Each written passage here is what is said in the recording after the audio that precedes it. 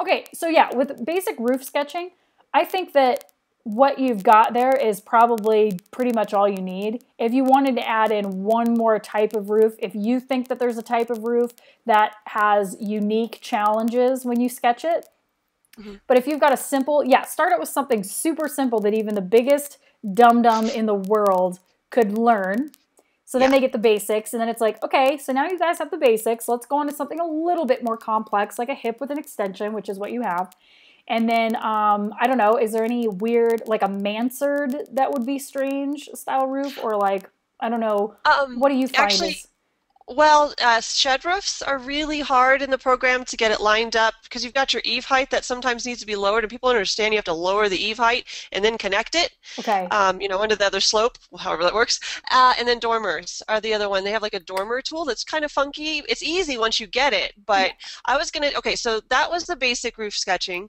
Then, okay, so Module 3, I'll run you through it so you don't have to read everything. Sure. Module 3 was the basics of roof estimating. So now they know how to sketch a roof, how are we going to add that labor and materials to it? So we go through a basic roof estimate. Okay. Then we get into price lists and practice again. This time we have a main level with kitchen damage, just like you'd see if there was a bad windstorm. Yes. You've got shingles that blew off, water got in, kitchen had some ceiling damage, so we estimate that, we put the roof on. So it's kind of like a intermediate claim. Perfect. And then let's see, Module 6.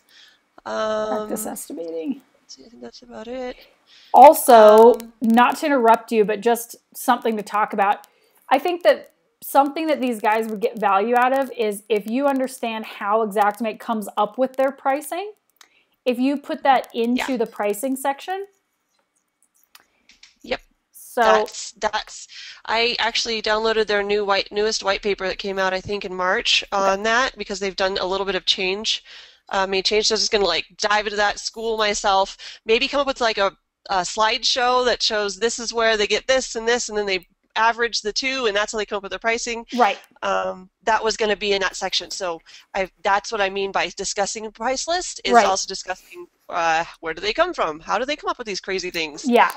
Especially for things like, because I know that just from experience, questions that people will have are going to be like, for example, pricing for things like awnings or like patio covers or windows are always so off. Like Xactimate will say that the awning is going to be like $300, but the awning's like $1,700 in real life. Right. So that would be kind of an interesting angle if you can. Like a case study? Yeah. Yeah, insight on that you could shed. I know that people have questions about that. Or just about like, in general, when they're trying to get pricing for just the everyday stuff. Where do they come up with it? I think that that'll help them just in negotiations from standpoints like that. Like when an adjuster says, well, this is just what the cost is. And they're like, okay, I know that Xactimate says that this is the cost, but this is not what it costs. Yeah. That's a huge red button for people. So make sure that you make that a focus point at some point in here, because that's the kind of stuff that people are struggling with, right? Okay, great. So Xactimate works in pieces is the best way I like to explain that. Like when they give you paint one coat, it doesn't include the masking. It doesn't include cleaning. It doesn't include scrape and prep. Right. So if you don't know to add the other 3 line items to get that one job done, right, then you're up a creek. And so a lot of times it's not that Xactimate's pricing is off, it's that you don't know what to add. Sure. And I'm not being like combative or something, but like, no, that's absolutely, that makes so much sense. You know what I mean? You just don't know what to add, and the adjuster doesn't know either. Right. That's the other thing, is they don't know. So you've got 2 ignorant people trying to negotiate about something that they don't know anything about. Exactly. It's bizarre. So that's why I'm so passionate about this, because there's such a huge knowledge gap over these little things that'll make you so much, everybody's life easier if they knew what was included.